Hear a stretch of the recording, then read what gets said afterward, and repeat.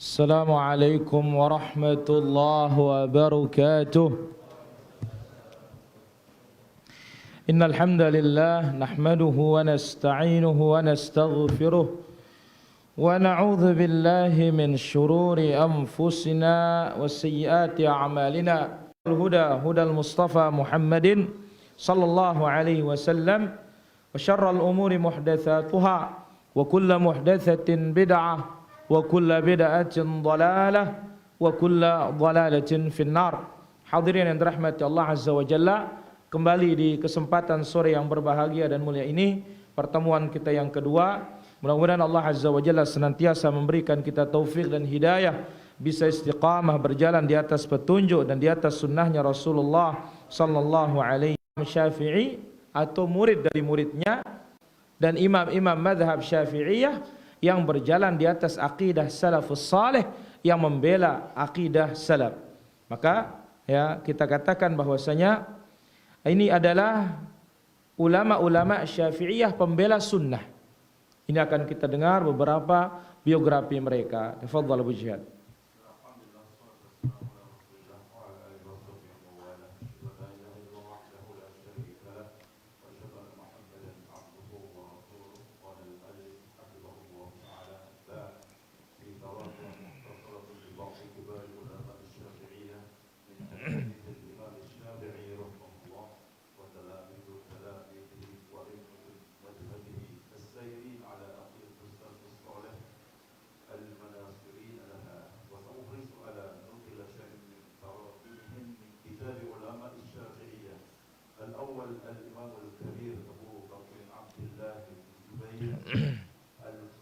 Al-Qurashi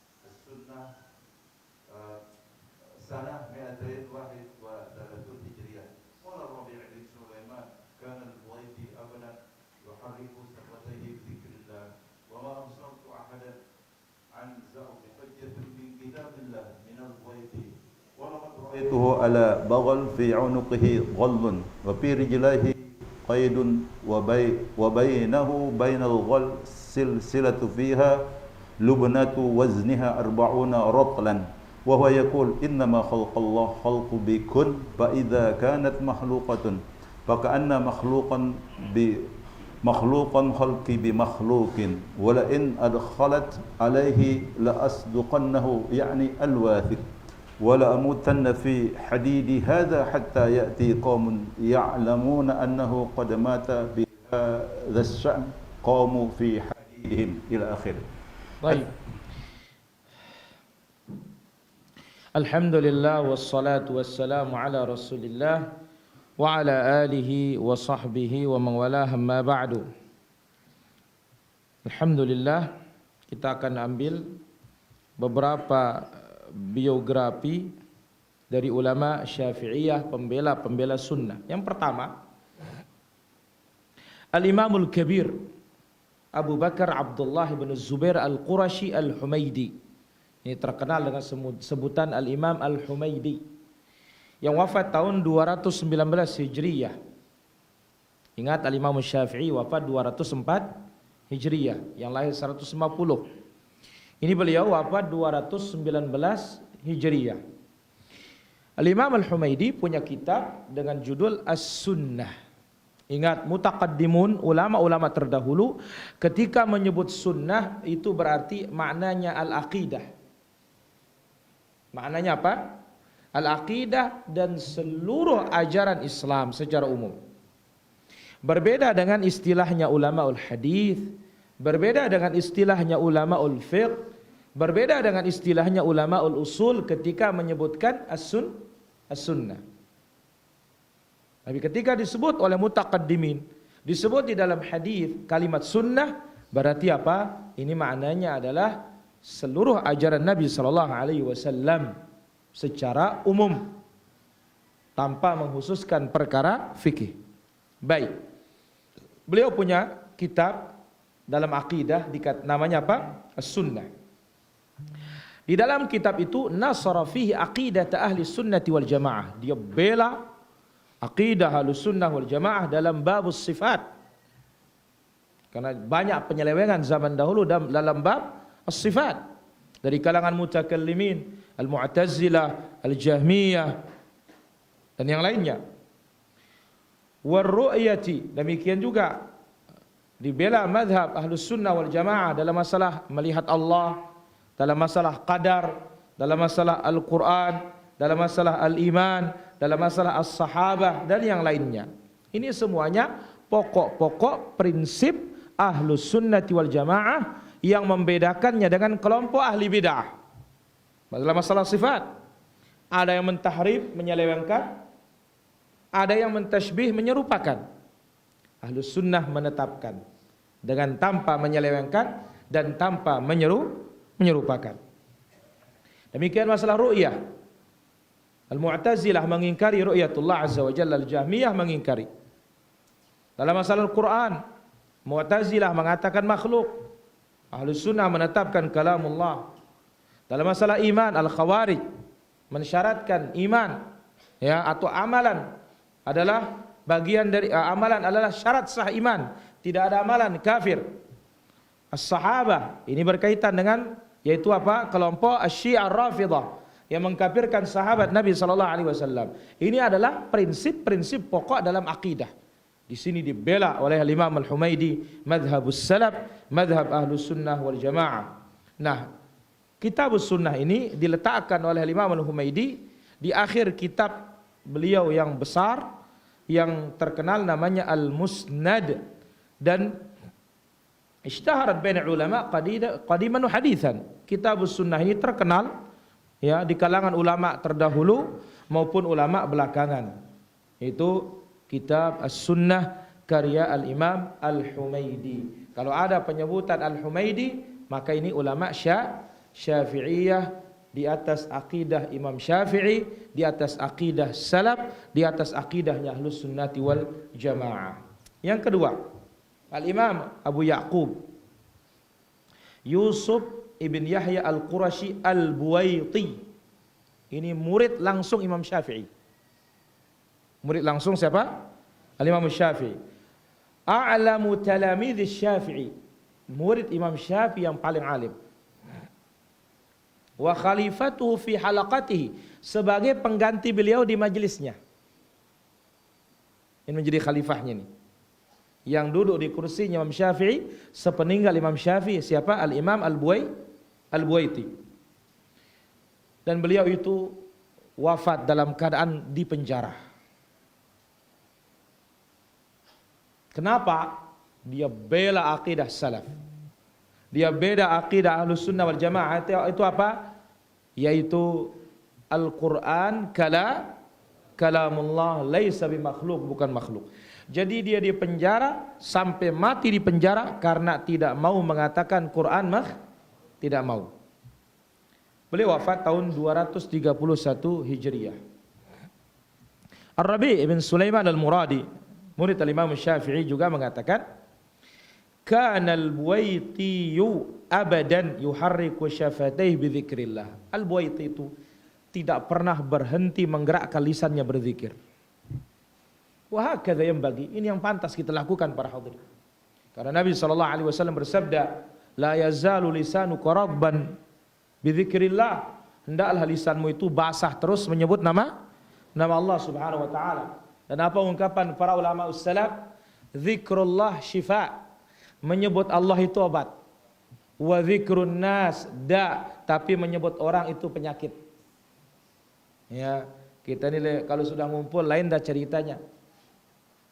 Itu sebabnya Nabi mengatakan, ya, wa ma jalasa qaumun majlisan lam yadhkurullah fi kanat alaihi bittiratun yaumal qiyamah. Siapa yang duduk-duduk tidak ada zikirnya, ini akan menjadi pertanggungjawaban kelak pada hari kiamat.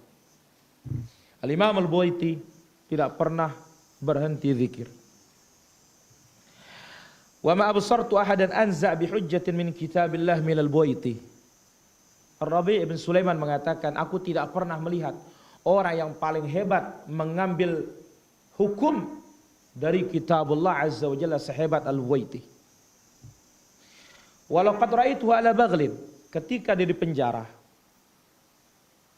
aku melihatnya di atas bagal. Bagal itu peranakan kuda dengan keledai. Lebih kecil dari kuda, lebih besar dari keledai. Nah, ini peranakan, namanya bagal. Baik. Aku lihat beliau di atas bagal. Fi unuqihi ghil, di lehernya ada belenggu. Wa fi rijlaihi qaidun, di kakinya ada rantai. Wa bainahu wa bainal ghil silsilah fiha labinah. Subhanallah. Antara kakinya dengan lehernya diletakkan batu bata. Batu bata. Ya.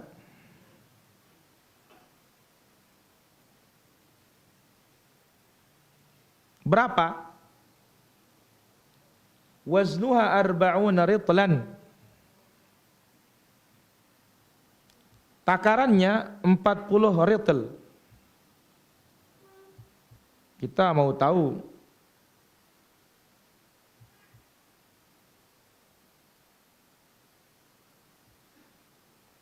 berapa ukuran dari ritl ini?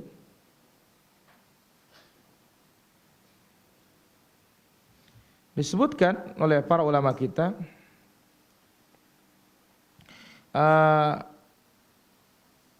seukuran berapa ritl. Ritl ini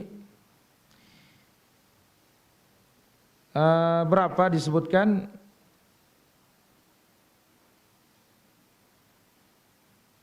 Kurang lebih para hadirin rahmatullah subhanahu wa ta'ala 453,592 gram satu ritl. Ya kalikan 40. Ya, berapa? 16 kilo. Sekitar 16 kilo ditaruh antara kakinya dan lehernya. Wa huwa yaqul, saat itu dia mengingkari pendapat Mu'tazilah. Karena ingat, fitnah terjadinya pengingkaran Quran kalamullah ini muncul dari Al-Ma'mun. Asalnya apa? Ketika Harun ar-Rasyid mulai menterjemahkan kitab-kitab Yunani ke dalam bahasa Arab. Itu dipelajari kitab-kitab filsafat, kitab-kitab ilmu kalam, filsafat Yunani itu diterjemahkan ke dalam bahasa Arab. Dipelajarilah oleh kaum muslimin, terpengaruhlah mereka dengan pemikiran tersebut. Akhirnya apa? Karena semuanya dibangun dengan dasar rasio dan akal. Sementara dalil itu tidak bisa didasari dengan dasar akal. Dalil itu wajib diterima. Masuk akal wajib diterima, tidak masuk akal juga wajib diterima.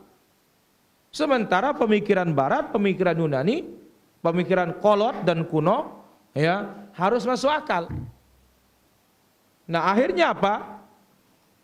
Terpengaruhlah raja saat itu Khalifah Al-Ma'mun. Siapa mempengaruhinya? Ahmad ibn Abi Du'ad.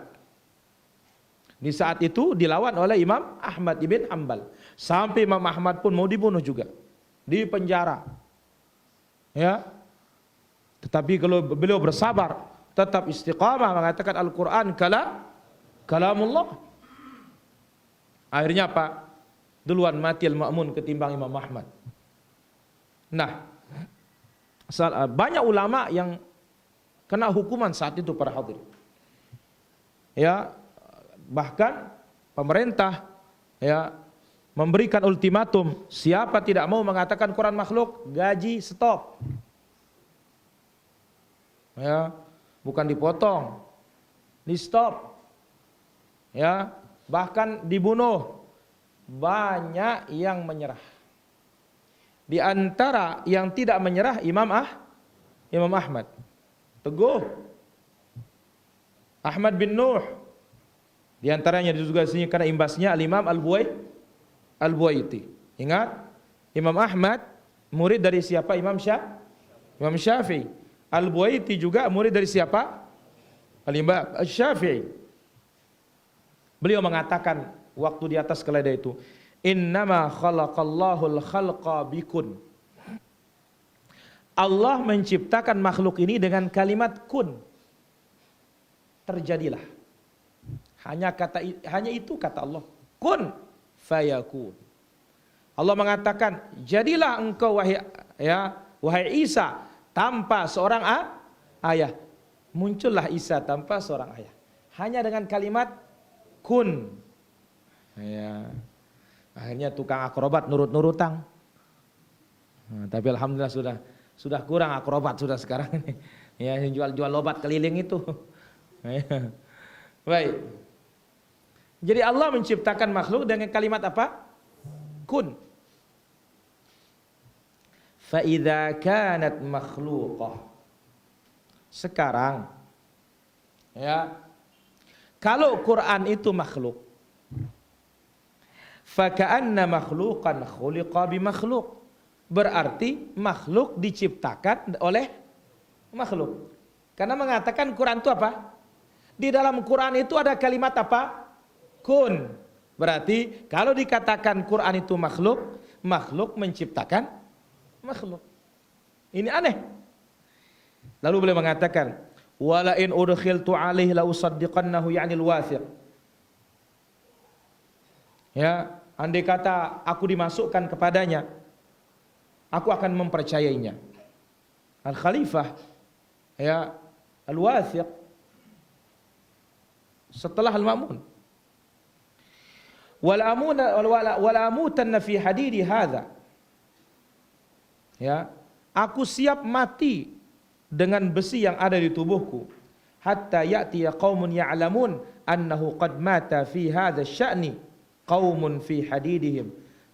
Aku akan tetap tegar mengatakan Quran adalah kalamullah bukan makhluk, sehingga orang tahu aku ini mati membela Al-Quran adalah kalamullah. Ini ulama Syafi'iyah yang kedua, pembela akidah salaf.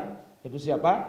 Al-Imam Al-Buaiti. Yang pertama Al-Imam Al-Humaydi. Naam, yang ketiga, al-thalith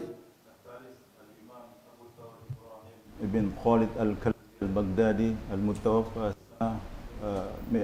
240 Hijriyah. Qala al-Imam Ahmad a'rafahu bis-sunnati mundu 50 sanah wa huwa 'indi fi masrahi Sufyan Ats-Tsauri wa su'ila Ahmad an mas'alati fa qala lis-sa'il sal 'afakallah ghairana sal al-fuqaha sal Aba Thawr. Ar-Rabi' Imam Abu Ibrahim Ismail ibn Yahya Al-Muzani Al-Misri Nasir Madhab Syafi'i wa yadru samaihi al-mutawaffa sana 240 wa 60 Hijriyah. Sahibul kitab al-azim Syarhus Sunnah alladhi nasara fihi aqidatus salaf nasran muazziran.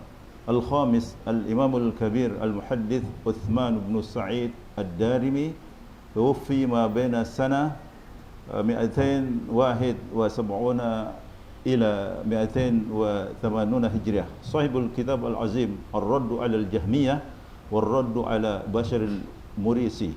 Bishr al-Mirisi. Nah. Baik. Kemudian yang ketiga Al-Imam Abu Thawr Ibrahim bin Khalid Al-Kalbi Al-Baghdadi. Ini terkenal dengan sebutan Abu Thawr. Ini paling enak nyebutnya. Ya, Al-Imam Muhammad Muhammad bin Ismail Al-Bukhari. Terkenalnya siapa? Bukhari. Al-Imam Muhammad bin Idris Asy-Syafi'i. Terkenalnya siapa? Syafi'i. Nah, sekarang di sini Al-Imam Al-Kabir Abu Bakar Abdullah bin Zubair Al-Qurashi Al-Humaydi. Terkenalnya siapa? Al-Humaydi. Al-Imam Abu Yaqub Yusuf bin Yahya Al-Qurashi Al-Buaiti. Terkenal Al-Buaiti. Sekarang Abu Thawr Ibrahim bin Khalid Al-Kalbi Al-Baghdadi terkenal dengan sebutan Abu Abu Thawr. Terkenal sebutan apa?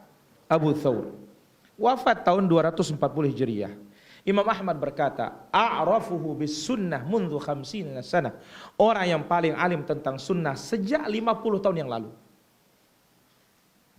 Wa huwa indi fi mislah Sufyan ats-Tsauri. Menurutku sederajat dengan siapa? Sufyan ats-Tsauri. Wa su'ila Ahmad an masalatin faqala lis-sa'il. Pernah Imam Ahmad ditanya tentang suatu masalah. Lantas dia berkata kepada si penanya, "Sal afakallah ghairana." Semoga Allah memaafkanmu, tanya yang lain. Jangan tanya aku. Salil fuqaha, tanya para fuqaha. Sal Abu Thawr, tanya Abu Thawr. Masya Allah. Kalau sudah Imam Ahmad ya mengatakan tanya Abu Thawr, ini namanya tazkiyah, rekomendasi. Berarti apa? Imam Ahmad ya recommended terhadap siapa? Abu Thawr.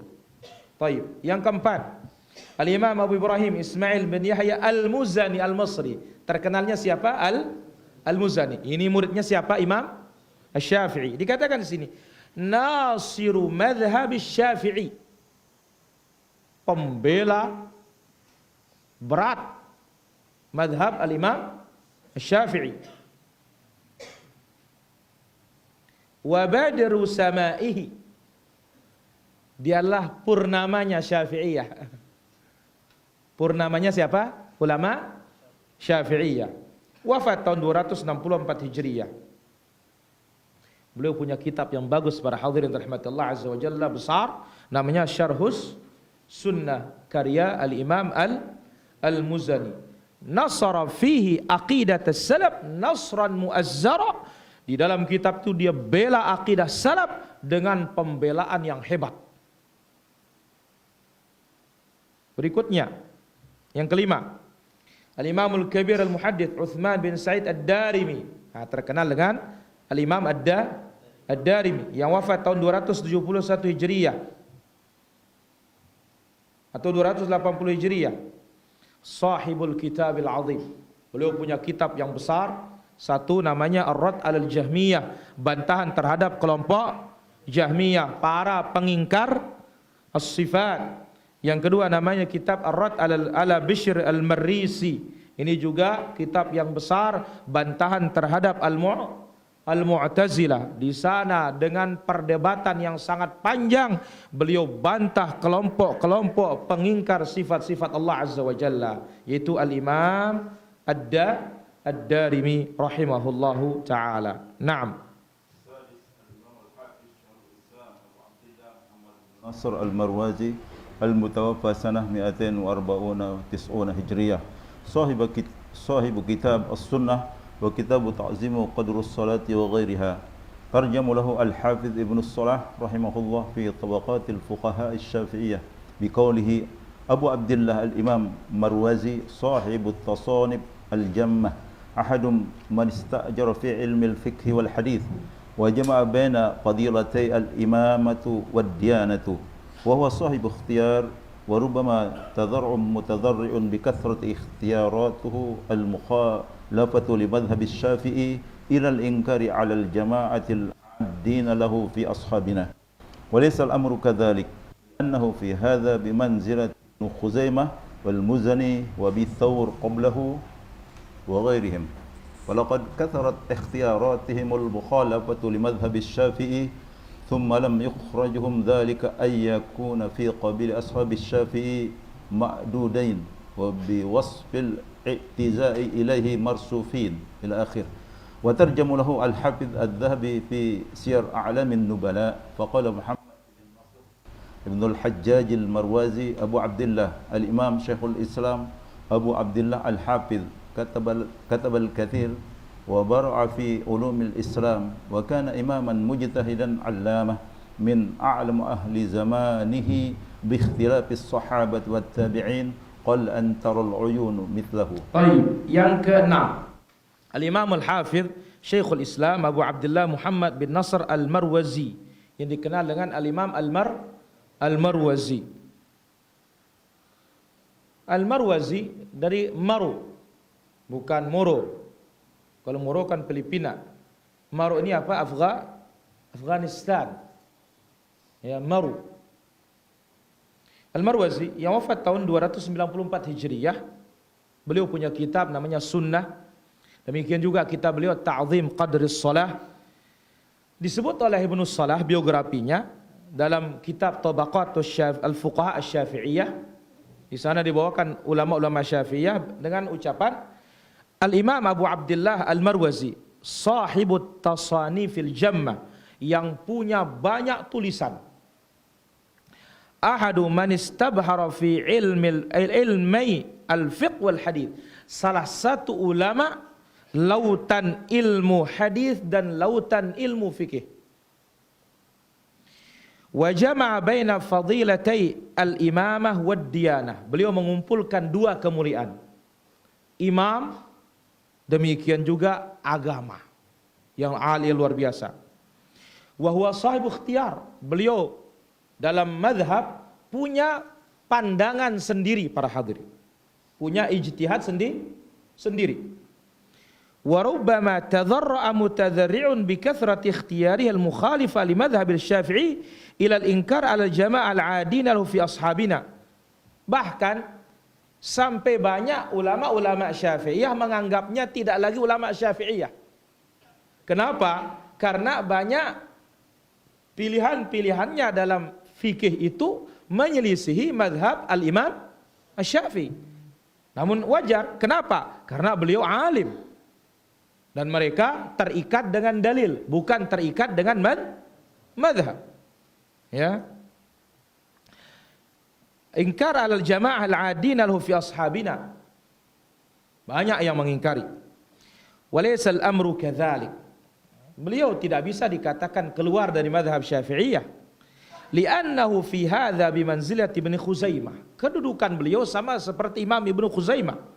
Sama kedudukannya seperti Al-Muzani. Sama kedudukannya seperti Abu Thawr dan yang lainnya. Nah, falaqad kathurat ikhtiyaratuhu al-mukhalifah li madhhab Syafi'i. Sekarang Ibnu Khuzaimah banyak ijtihadnya, pilihannya dalam fikih itu menyelisih Syafi'i. Ibnu Khuzaimah, Abu Thawr, kemudian juga tadi Al-Muzani. Demikian juga siapa? Al-Imam Al-Marwazi. Thumma lam yukhrijuhum dzalika an ay yakuna fi qabil ashabi Syafi'i ma'dudin. Meskipun menyelisihi banyak pendapat mazhab Syafi'iyah, mereka tetap dikatakan ulama Syafi'iyah. Wa biwasfil i'tiza' ilaihi mausufin. Mereka itu tetap disifati ulama-ulama Syafi'iyah meskipun menyelisihi mazhab al-Imam Asy-Syafi'i, karena mereka menyelisihi bersandar kepada dalil. Mereka ulama mujtahid. Ya. Maka lihat contoh lain, Al-Imam An-Nawawi. Al-Imam An-Nawawi rahimahullah, seperempat mazhab Syafi'iyah diselisihi. Kenapa? Karena dia melihat dalil yang sahih. Contoh, ya, wudu karena makan daging unta. Al-Imam Syafi'i mengatakan, ya, in sahhal hadis qulna bihi. Kalau hadisnya sahih, makan daging unta itu membatalkan wudu, aku ambil, kata beliau. Nah, Al-Imam An-Nawawi ambil bahwasanya makan daging unta batal wudu. Lalu beliau mengatakan, waqad sahhal hadis. Hadis telah sahih, maka makan daging unta batal wudu, mazhab Syafi'iyah. Baik. Kemudian Al-Imam Az-Zahabi, Al-Imam Az-Zahabi juga akan datang biografinya, dia termasuk ulama Syafi'iyah juga. Memberikan biografi dalam kitab Siyar A'lamin Nubala. Beliau berkata, Muhammad bin Nasr ibn al-Hajjaj al-Marwazi Abu Abdullah al-Imam Syekhul Islam Abu Abdullah al-Hafidh katabal kathir. Beliau menulis banyak. Wa bara'a fi ulumil Islam. Kemudian dia itu apa? Ya, alim, ahli dalam banyak ilmu-ilmu Islam. Cerdas, ya. Wa kana imaman mujtahidan allamah. Dia imam mujtahid. alim besar, min a'lam ahli zamanihi bi ikhtilafis sahabah, orang yang paling alim di zamannya tentang perselisihan sahabat, tentang perselisihan tabi'in, pendapat sahabat, pendapat tabi'in. Qalla an taral uyuna mithlah, jarang mata melihat sehebat beliau di zamannya. Siapa? Al-Imam Al-Marwazi. Naam, Abu Bakar As-Sabghi. قال أبو بكر الصبغي أدركت إمامين لم أرزق السماع منهما السماع منهما أبو حاتم الرازي ومحمد بن نصر المروزي. فأما ابن نصر فلما رأيت أحسن صلاة منه لقد بلغني أن زبورا قعد على جبهته فسأل الدم على وجهه ولم يتحرك. وقال محمد بن يعقوب ابن الأخرم ما رأيت أحسن صلاة من محمد بن نصر كان الذباب يقع على أذنه فيسيل الدم ولا يذبه عن نفسه. ولقد كنا نتعجب من حسن صلاته وخشوعه وخيئته للصلاة. كان يضع على صدره فينتسب كأنه خشبة منسوبة.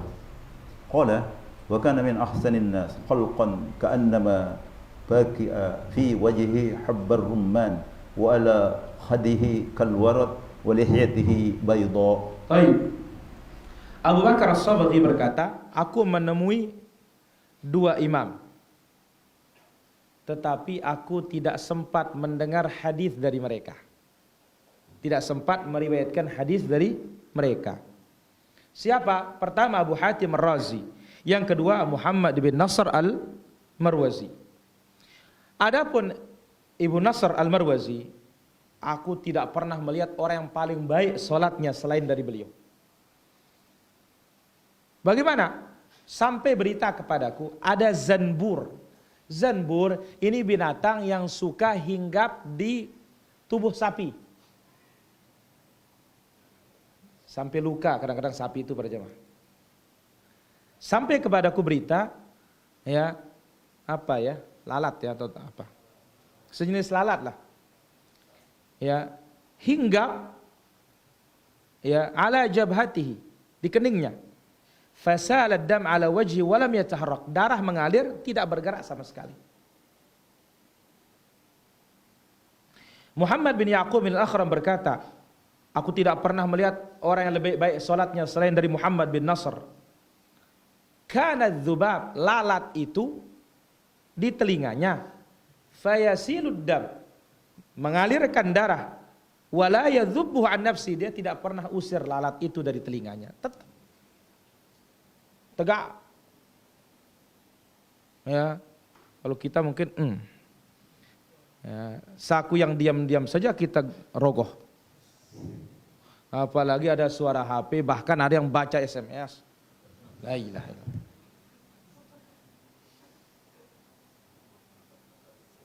Subhanallah. Jadi beliau mengatakan tidak pernah aku melihat orang yang paling baik solatnya selain dari siapa? Muhammad ibn Nasr. Lalat hinggap di telinganya sampai mengeluarkan darah telinganya, dia tidak halau lalat itu dari dirinya. Walaqad kunna nata'ajjabu min husni salati wa khushu'ihi wa hayati lis-salah. Kami heran dengan bagusnya salat beliau, kekhusyuannya dalam salat. Kana yadhu ala sadrihi. Perhatikan nih para jamaah, ini sunnah ini, dan ini ulama Syafi'iyah. Kalau sedekap itu sedekap di dada. Ya, sedekap di mana? Di dada, jangan di perut. Apalagi belik-belik tian ini. Awas. Di mana? Di dada. Jangan juga sakit jantung. Dada, di atas dada. Jangan juga kelebihan. Allahu Akbar. Dan hadis Wa'il bin Hujr, ala sadar, di atas dada. Lagi perempuan tidak ada bedanya, sama. Baik. Fayantasibu ka'annahu khashabatun mansubah. Beliau berdiri bagaikan kayu yang kokoh berdiri, tidak bergoyang sedikit pun. Qala, dan dikatakan wa kana min ahsanin nasi khuluqan. Beliau di antara orang yang paling baik akhlaknya. Ka'annama fuqi'a fi wajhi habbur rumman. Wajah beliau itu seperti buah delima, kemerah-merahan. Wala khaddahi kalwird, pipinya bagaikan bunga mawar. Walihyatuhu bayda, beliau punya janggot putih. Tayyib. Karena ya Imam Syafi'i wajib memelihara jenggot para jamaah. Baik. Naam.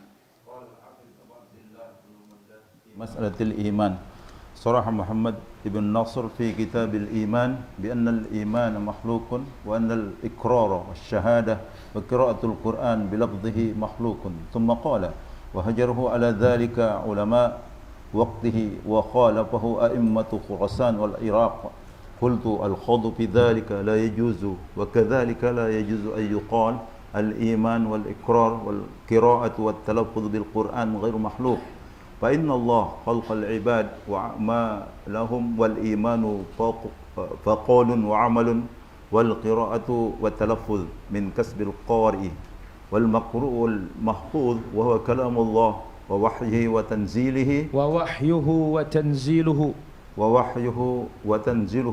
وهو غير مخلوق وكذلك كلمة الإيمان وهي قول لا إله إلا الله محمد رسول الله داخلة في القرآن وما كان من القرآن فليس بمخلوق والتكلم بها من فعلنا وأفعالنا مخلوقة ولو أن كلما أخطأ إمام في اجتهاده في أحاديث المسائل قط مغفور له قمنا عليه وبدعناه وهجرناه لما سلم معنى لابن نصر ولابن منده ولا من هو أكبر منهما والله هو هادي الخلق إلى الحق وهو أرحم الراحمين فنعوذ بالله من الهوى والفظاظة إلى آخر. وقال الحافظ ابن كثير رحمه الله في طبقات الشافعين قال أبو عبد الله بن منده في مسألة الإيمان صرح محمد بن نصر في كتاب الإيمان بأن الإيمان مخلوق وأن الإقرار والشهادة وقراءة القرآن بلفظ مخلوقة وهجرها على ذلك علماء وقته وخالفه أئمة خراسان والعراق. قلت وهذا الذي صرح به محمد بن نصر في أن لفظ العبد بالقرآن مخلوق صرح به البخاري وغيره من الأئمة المحتاجين بقوله صلى الله عليه وسلم زينوا القرآن بأصواتكم فالكلام كلام الباري والصوت صوت القارئ وإنما كان الإمام أحمد رحمه الله يشدد في هذا لحسم ماد القول بخلق القرآن وتبعه على ذلك جماعة من أئمة الحديث والله أعلم. طيب hadirin rahmatullah azza wa jalla, apa ungkapan orang Arab? Likulli jawadin kabwah, setiap kuda pacu itu pasti ada ketergelincirannya. Namanya kita manusia, pasti ada tidak ada kita yang selamat. Nah demikian juga beliau seorang alim yang luar biasa, ada juga ketergelincirannya. Maka dikatakan di sini, qala al-Hafidz Abu Abdullah Ibn Mandah, Al-Imam Ibn Mandah berkata tentang mas'alatul iman, sarraha Muhammad bin Nasr fi Kitabil Iman.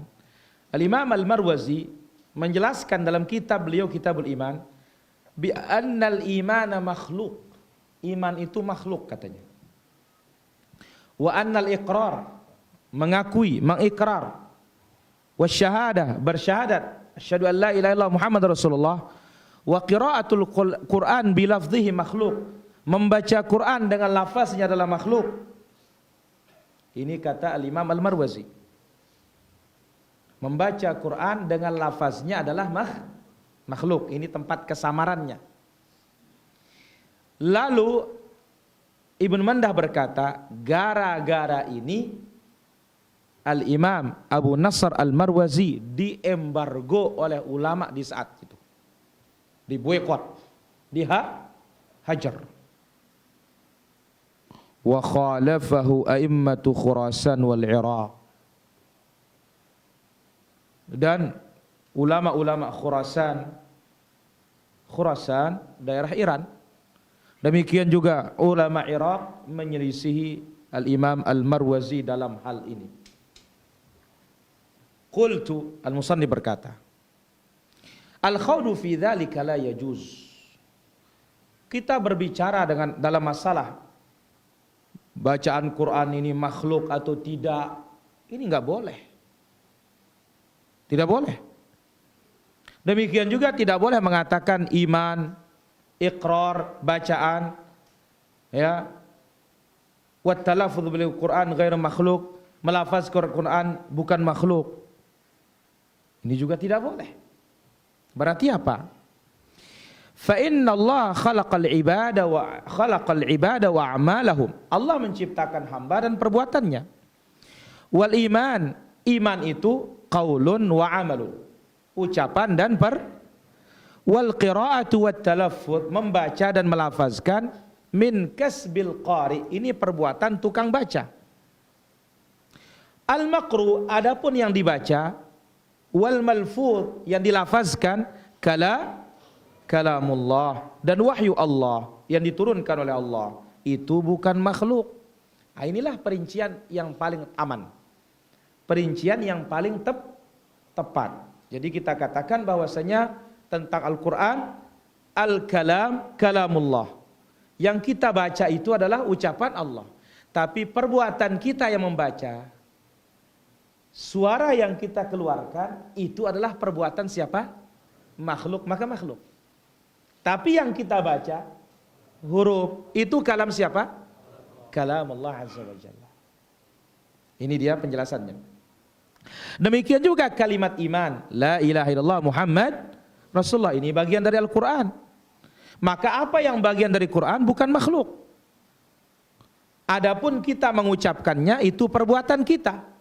Perbuatan kita termasuk apa? Makhluk. Dari sini, walau anna kullama akhta'a imamun fi ijtihadihi, andai kata setiap imam ketika salah dalam berijtihad dalam salah satu masalah, maka khata'un maghfurun lahu, itu kesalahan yang dimaafkan oleh Allah. Nah, andai kata kesalahan itu yang dimaafkan oleh Allah, karena Nabi bersabda, idza ijtahadal hakim fa asaba falahu ajran. Kalau hakim, orang alim, berijtihad, dia benar dapat berapa pahala?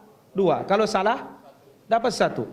Maka dari sini ucapan ulama kita mengatakan, kullu mujtahidin musibu ajra wa laysa kullu mujtahidin musibu haqqa. Setiap yang berijtihad dapat pahala, tapi tidak semua yang berijtihad mendapatkan kebenaran.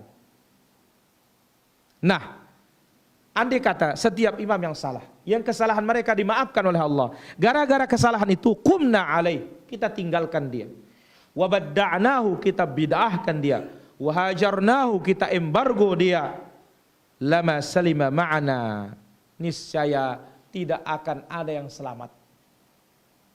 Ibnu Nasr tidak akan selamat, Ibnu Mandah tidak akan selamat, yang lebih besar dari mereka tidak akan selamat. Hanya Allah yang memberi petunjuk kepada makhluk ini kepada kebenaran. Dialah zat yang maha paling penyayang. Kita berdoa dan berlindung kepada Allah dari hawa dan sikap keras, ya, ghulu dalam masalah at-tajrih, ya, menjarah, ya, mencela, mencoreng dan yang lainnya. Maka sebagaimana kata Syekhul Islam rahimahullah taala, beliau mengatakan, idh qalla 'azimun fil ummati illa walahu zallah. Hampir tidak ada ulama besar di tengah umat Islam melainkan dia punya ketergelinciran. Tetapi apa konsepnya? Kesalahan, ijtihad, ya, 1-2 masalah tidak mengeluarkannya dari ulama salaf, tidak mengeluarkannya dari ahlus sunnah wal jamaah. Baik. Kemudian Ibnu Katsir berkata, ingat Ibnu Katsir juga ulama apa? Syafi'iyah. Hebatnya gurunya Hambali. Siapa? Ibnu Taimiyah. Demikian juga Al-Imam Az-Zahabi yang menulis tadi ini. Ya, beliau Syafi'iyah. Gurunya Hambali. Siapa? Ibnu Taimiyah. Jadi Ibnu Taimiyah rahimahullah mengeluarkan ulama-ulama besar para jamaah. Ini ada ulama. Ya, bukan mengeluarkan tukang caci, tukang maki. Mengeluarkan apa? Alim. Ya. Ibnu Katsir berkata dalam kitab Tabaqatus Syafi'iyah, Abu Abdullah bin Mandah mengatakan dalam masalah iman, Sarraha Muhammad bin Nasr, Al-Imam Muhammad bin Nasr Al-Marwazi dengan jelas mengatakan iman itu makhluk. Berikrar dan bersyahadat membaca Quran dengan lafaz kita adalah makhluk. Gara-gara itu dia diembargo, diboikot oleh para ulama di zamannya. Ya, dan diselisihi juga oleh imam-imam Khurasan dan Iraq. Qultu. Nah, beliau musannif mengatakan, wa hadzal ladzi sarraha, yang disebutkan oleh Imam Muhammad bin Nasr Al-Marwazi yang mengatakan lafaz seorang hamba membaca Quran makhluk. Ternyata ucapan beliau ini juga diucapkan oleh Imam Al-Bukhari.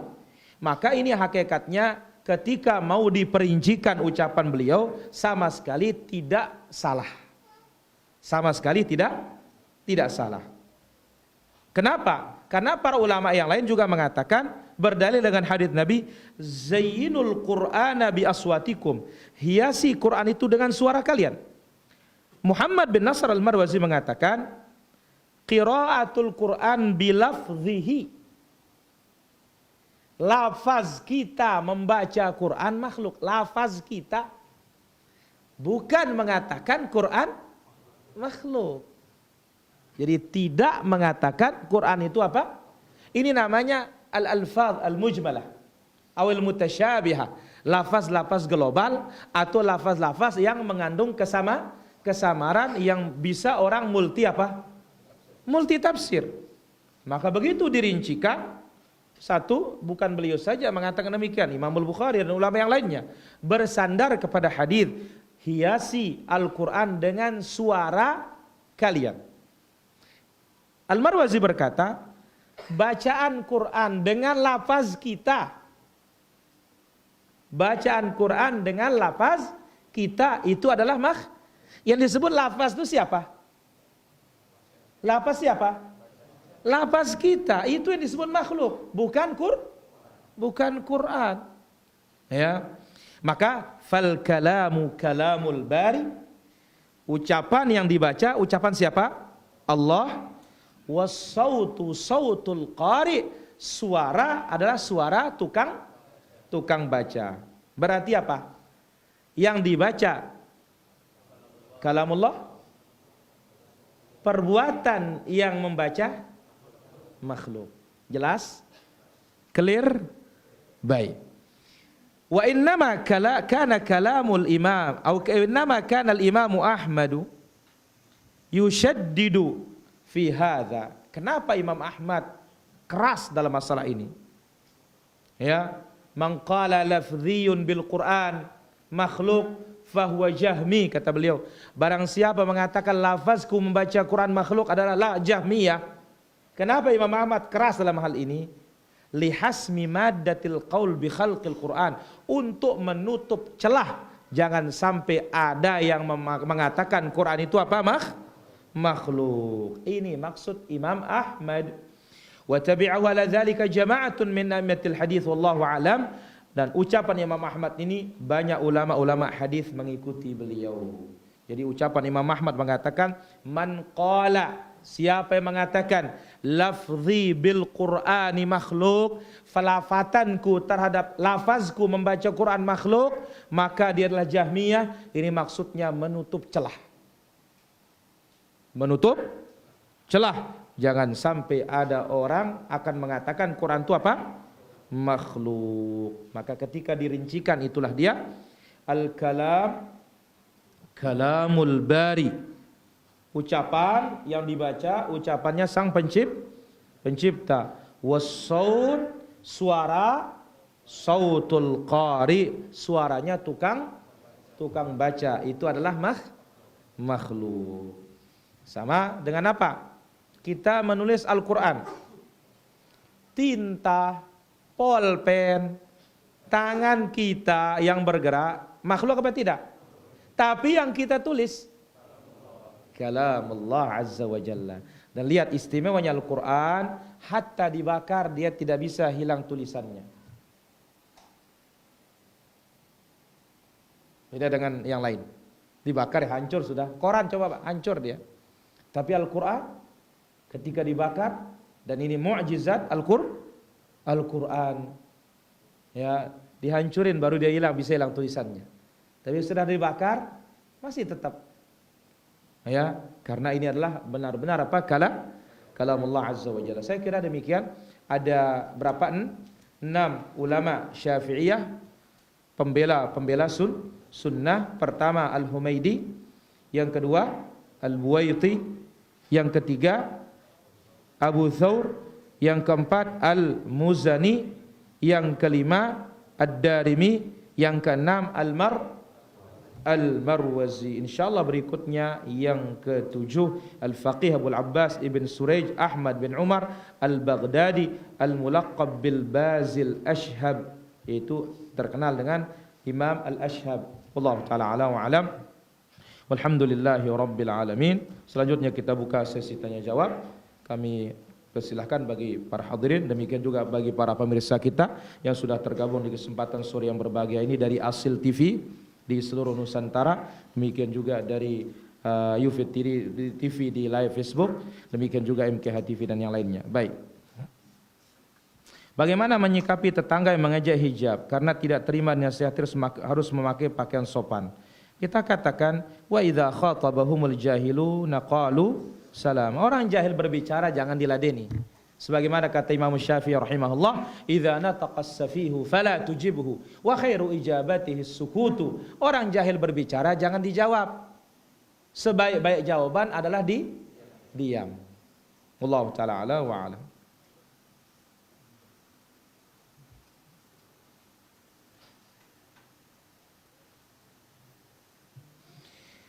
Ya, dikatakan apakah Imam Ahmad sewaktu ditalkin oleh anaknya dia bisa melihat jin dan syaitan? Bisa saja para jin. Ya, kalau tidak melihat jin maka apa? Bisikan. Wallahu taala ala wa alam. Ya, silakan Sul. Ada dia? Ah ya, langganan. Kita kasih langganan dulu.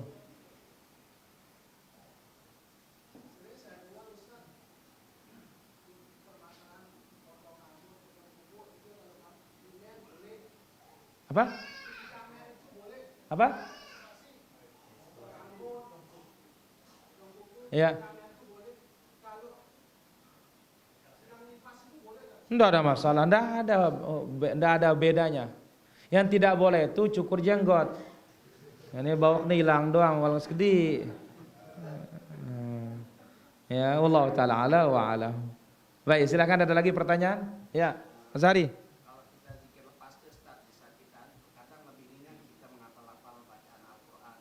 Ya. Baik.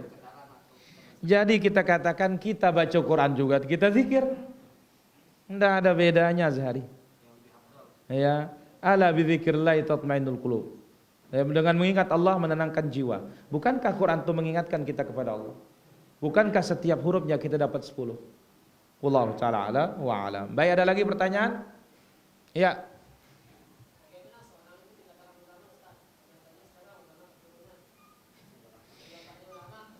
La ilaha illallah. Itu kalau istilah Sasak Lombok Timur namanya anak berare katanya. Enggak ada. Alim itu adalah pertama dia menguasai kitab Allah, menguasai sunnah Nabi sallallahu alaihi wasallam. Ya. Qalla khata'uhu min sawabihi.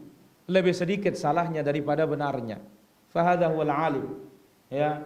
Adapun dikatakan keturunan, bapaknya alim, anaknya alim. Itu sebabnya Nabi punya hikmah diberikan oleh Allah enggak punya keturunan laki. Kenapa? Karena ilmu itu bukan warisan, tapi kalau bangkat, sawah, kebun, nah itu warisan. Kalau ilmu enggak ada itu.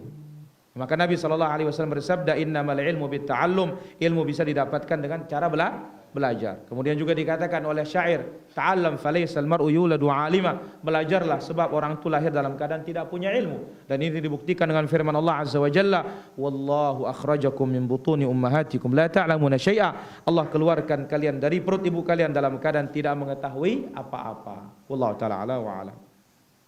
Apakah Al-Quran secara fisik karena dibuat dicetak oleh manusia boleh disebut sebagai buatan manusia tetapi ditulis dicetak dalam firman Allah? Jauhi perkataan seperti itu. Cukup katakan apa? Mushaf. Ya, cukup katakan mushaf. Wallahu ta'ala ala wa alam. Ya, Dahlin.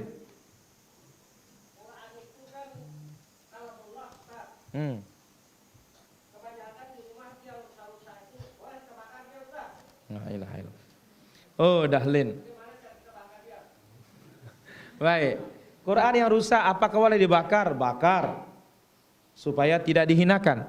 Bagaimana cara bakar dia? Ambil korek api. Nah, setelah itu baru sedut dia, bakar dia. Itu sudah caranya Dahlin. Setelah itu abunya digosok, ya hancurin dia, tanam dia.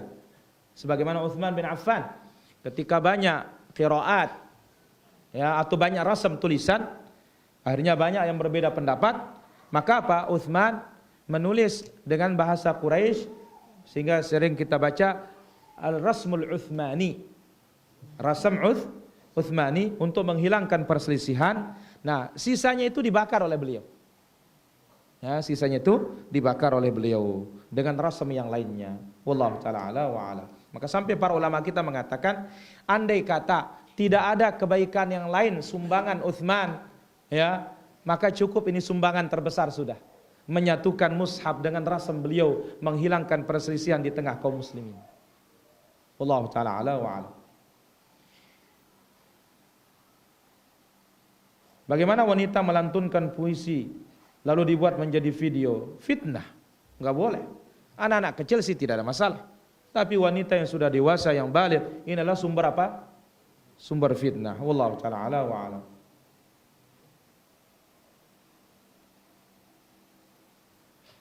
Bagaimana buka jasa ta'aruf secara online? Ya. Namanya perbuatan baik tidak usah pakai jasa. Lebih baik pakai jaza. Jazakumullah khair. Jangan pakai apa?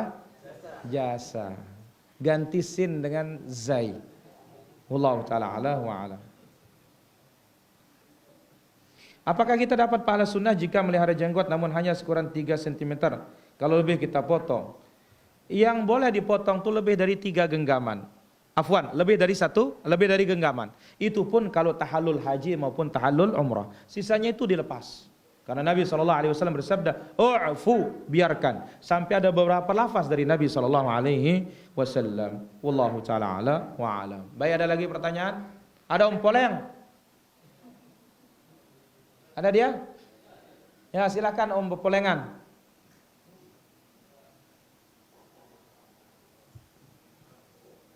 Dia lelah mikir pertanyaan katanya.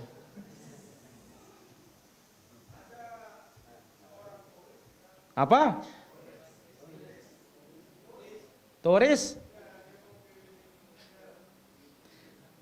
Dia mau apa? Keliling Indonesia.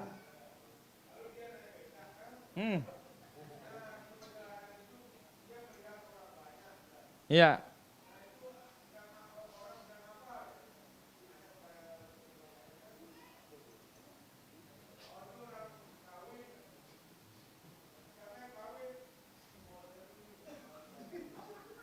Apa yang kawin katanya? Oh, mboten. Nah, ini sama kelas dengan $1 itu sudah ini dia. Terus?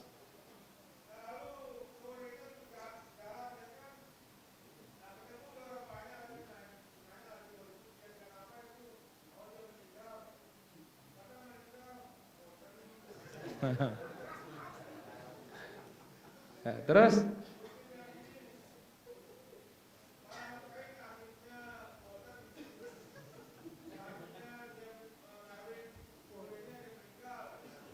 nah. Apa terus pertanyaannya?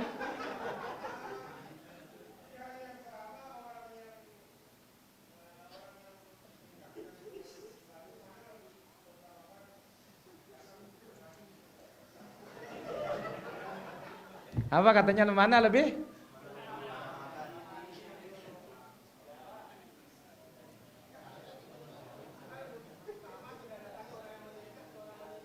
Mana lebih utama kita datangi orang meninggal atau menikah?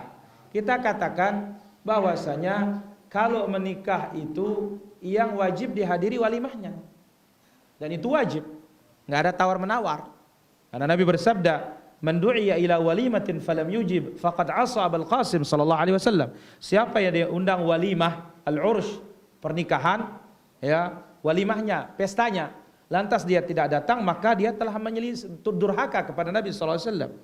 Adapun yang meninggal dunia, ini adalah fardu kifayah. Kita berdoa dari jauh pun cukup, asal sudah ada yang mengurus jenazahnya. Wallahu taala ala wa alam. Bagaimana cara kita untuk ngurisan anak yang baru lahir? Hari ke-7 paling bagus, ya. Yang belum punya nama, hari itu kasih dia nama. Kemudian dikhitan, kemudian dicukur rambutnya gundul habis, lalu ditimbang dan dihargakan dengan harga perak, disedekahkan kepada fakir miskin, bukan harga emas. Ya, dan bukan pula uangnya uang logam dicampur dengan beras kuning. Ya, supaya mirip-mirip dengan emas. Enggak ada mirip-mirip dengan emas para hadirin. Yang disuruh itu adalah harga perak, yutasaddaq bi 'alal fuqara, diberikan fakir miskin. Kemudian dagingnya dimasak, undang orang makan. Sebagian disebutkan dagingnya jangan dicincang. Biarkan ya utuh. Sekedar dilepas aja dari satu otot ke otot yang lainnya, tidak usah dipotong-potong. Ini sebagian, tapi pendapat mengatakan demikian.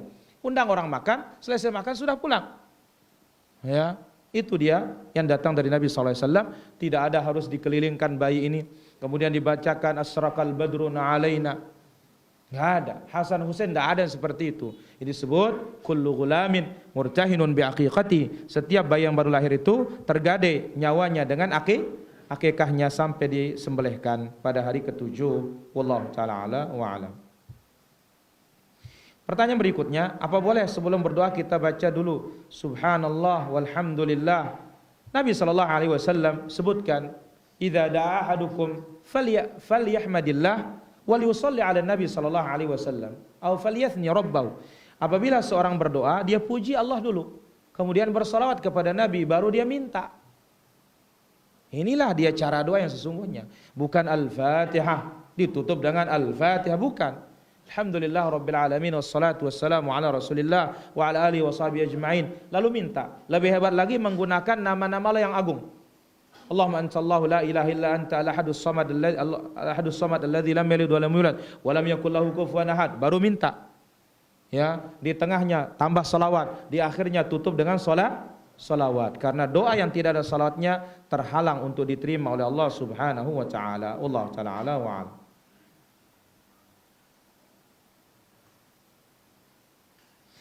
Saya mau tanya tentang dibuli, permasalahan belum nikah, bisa minta nasihat. Tidak ada dalam membuli dalam agama kita itu. Kenapa? Karena Allah Azza wa Jalla berfirman, la yaskhar qaumun min qaumin. Jangan satu kaum memperolok-olok satu kaum, jangan. Tapi yang perlu apa? Kasih semangat, kasih motivasi. Ayo yang belum nikah, ini yang masih karang taruna, semangat. Ya, kasih semangat. Bila perlu apa? Carikan. Wallahu taala ala wa alam. Ada lagi pertanyaan? Habis? Baik, saya kira demikian para hadirin rahmatullah azza wa jalla. Di sini satu lagi. Apa hukum akikah bagi orang tidak mampu? Kalau tidak mampu, ya tidak ada namanya wajib inda adamil istita'ah, ketika tidak ada kemampuan. Maka Allah berfirman, fattaqullaha mastata'tum, bertakwalah kalian kepada Allah semampu kalian. Wallahu taala a'la wa alam. Demikian para hadirin rahmatullah azza wa jalla. Nanti malam insyaallah kita lanjutkan di Masjid Aisyah Lawata. Subhanakallahumma bihamdik, asyhadu an la ilaha illa anta astaghfiruka wa atubu ilaik. Wassalamualaikum warahmatullahi wabarakatuh.